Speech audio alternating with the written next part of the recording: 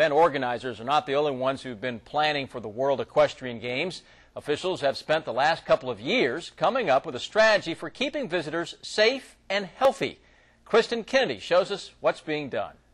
The sheer number of people coming here for the World Equestrian Games has health organizations preparing for the possibility of a big outbreak. It could be pretty catastrophic if we did have an outbreak of something out of the horse park, especially people taking it back to other countries. Health Department epidemiologist Jessica DeMaurier is tracking trends on various viruses in the bluegrass, making sure she's the first to know if any problems peak. DeMaurier will get first-hand information from first responders. Well, if there was all of a sudden a lot of people needing attention for gastrointestinal illness, every time they pick up a patient on a run, they log that information in. The health department spent the day prepping a number of their employees for different emergencies, and the Kentucky Blood Center is doing their part to get ready. With the influx of 100 to 200,000 more people into our area, we feel there are chances that we will need more blood. Martha Osborne's asking Lexington donors to give blood before, during, and after the games.